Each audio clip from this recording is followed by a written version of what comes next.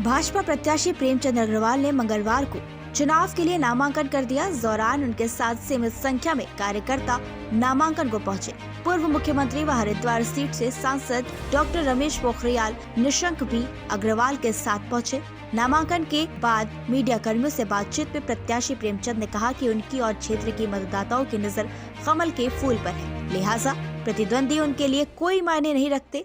दावा किया कि इस बार वह पहले से भी ज्यादा मतों के अंतर से ऋषिकेश सीट पर जीत दर्ज करेंगे। वहीं पूर्व सीएम डॉक्टर रमेश पोखरियाल निशंक ने कहा कि राज्य में भाजपा की लहर है।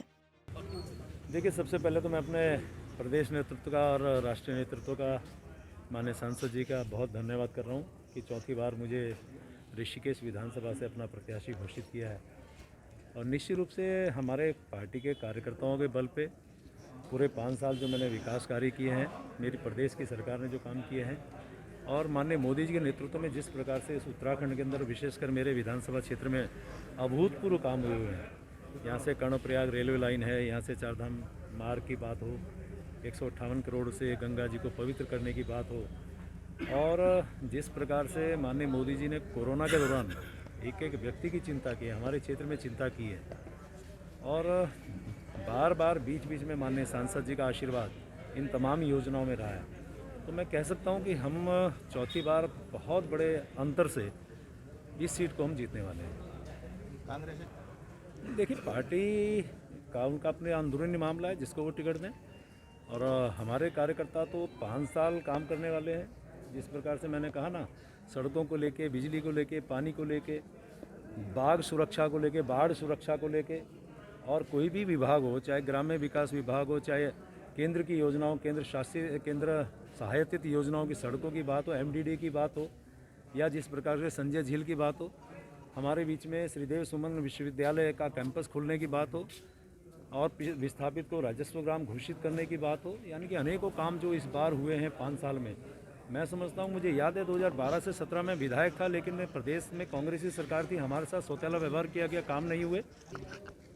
स्वभाव की है और जिम्मेदारी हम सबकी ही है। जब पार्टी की बात होती है तो पूरी पार्टी ऐसे वक्त पर एकजुट रहती है हमेशा, और हमारी सीटें बहुत अच्छी सीटें हैं। इस हरिद्वार लोकसभा से जितनी सीटें हम पिछली बार लाए, उससे भी ज़्यादा सीटें आने वाली हैं। पूरे प्रदेश में बहुत अच्छा वातावरण है, और जो पार्टी ने तय किया है कि इस बार 60 पार, उस नारे के साथ हम बहुत सशक्त तरीके से आगे बढ़ रहे हैं, और लोगों में स्वभाव के बहुत उत्साह भी है, क्योंकि जो हमने कहा था डबल इंजन की सरकार, उसको हमने साबित भी किया। आज से पहले केंद्र सरकार ने कभी उत्तराखंड पर इतना ध्यान कभी भी नहीं दिया था जितना मोदी जी ने दिया या अटल जी ने दिया था। उन्होंने राज्य को बनाया, और मोदी जी उसको संवार रहे हैं। यदि यही ऋषिकेश जहाँ हम खड़े हैं, यदि इसको देखें तब और अब, तो ज़मीन आसमान का अंतर है। क्योंकि ये निर्वाचन प्रक्रिया अभी चल रही है, तो उसमें हमारे डीआईजी साहब के द्वारा इसमें प्रॉपर सुरक्षा व्यवस्था का कराया गया अरेंजमेंट, जिसमें सीओ लेवल के ऑफिसर लगाए गए हैं, जहाँ पे भी नामांकन प्रक्रिया है, और पीएसी भी उपलब्ध कराई गई है, और थाना का फोर्स भी है। तो इसमें हर जगह पे हमने बैरियर वगैरह और सारी चीज़ें व्यवस्थाएं की हुई हैं, और इसी तरह से इसमें शांतिपूर्ण चलाया जा रहा है निर्वाचन प्रक्रिया। इसमें है, हमको ये कंपनी CPMF की भी मिल चुकी है यहाँ पर, और पीएसी भी है हमारे पास, और इस पूरे एरिया को हमने जोन्स और सेक्टर्स में बांटा है, और सभी में इसमें गेस्टेड ऑफिसर भी हैं, और थाना प्रभारी या SO SHOs को भी ड्यूटी में लगाई गई है। बाकी हमारा सारा अभिसूचना हो या चाहे वो PSC हो, और सारा ही काम कर रहा है यहाँ पर, तो उसमें पूरी व्यवस्था की गई है।